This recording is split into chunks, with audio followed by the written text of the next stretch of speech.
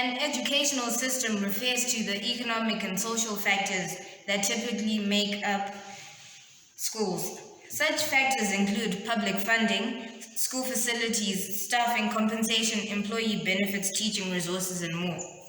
The structure of the educational system varies between nations and occasionally within nations in different regions. For example, the educational system in California would be different from the educational system in New York, but those regions are in the same nation. An educational system is an intentional system consisting of at least one teacher and one student. But most educational systems are made up of ratios. For example, the ratio of our economics class is one teacher as to four students.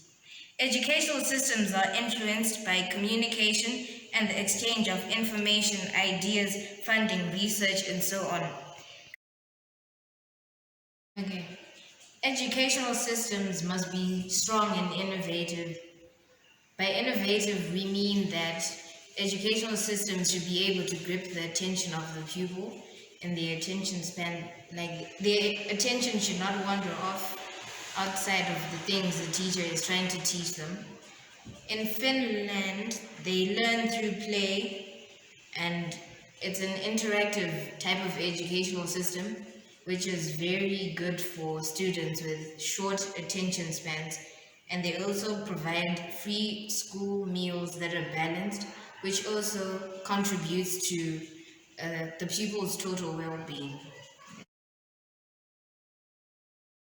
There are three types of educational system. There is non-formal, informal, then formal. But today I'm going to talk about two types only. I'm going to talk about informal and non-formal. I'm starting with non-formal. Non-formal education is an educational system that occurs outside school system. This educational system applies to all ages. It can be also known as community education. People are taught at home by elder people or elder people in the community, and this educational system is considered not to be relevant because it doesn't have a revised curriculum or a syllabus. So you cannot get a job using this type of educational system. And the other one, informal education. Informal education in the system is an educational system which have a revised curriculum, like the education we are doing right now. It's called informal education. This educational system, it has a revised curriculum, and this educational system, it has stages. There's kinder in Zimbabwe, we call it preschool, but in outside in Europe they call it kindergarten. Yeah, so it's preschool or kindergarten. The next stage is secondary. It's secondary. After secondary, people go to upper secondary. Upper secondary can be also known as middle school. After this, we have tertiary secondary. Tertiary secondary is it's a stage of informal educational system. This tertiary includes university where you get degrees, masters. Yeah, that's the type of educational system we have. Initially, when the educational system was formed in the early 1600s, its, its objective was to instill skills and knowledge into people so that they can later on be able to work and to be employed and to do certain things. Like, for example, for someone to work in an industry, they had to know a certain skill, like, for example, if it's mathematical or anything, they had to first learn how it's done in order for them to have good production and for them to work well in that certain industry.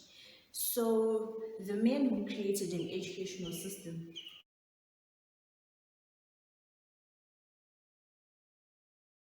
was determined to make sure that a child from a person will start knowing what to do from an early stage.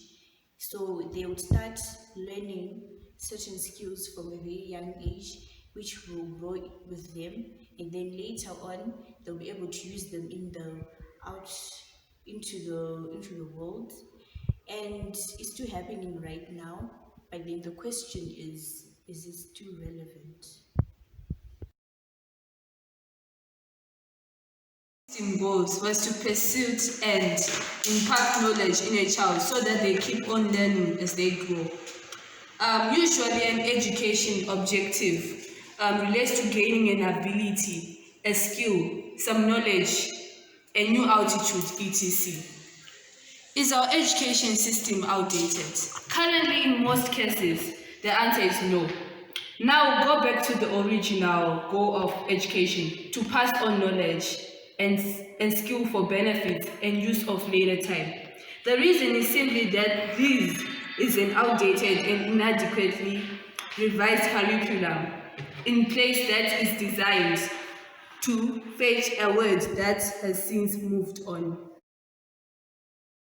The current educational system, as you've heard from the previous group, the original goal of the current educational system is to pass on knowledge and skill for benefit. The current educational system, built on the Industrial Revolution of the 18th century, its goals, IQ memorization and standardization, built at a time where industrial workers needed to have a big set of skill and knowledge.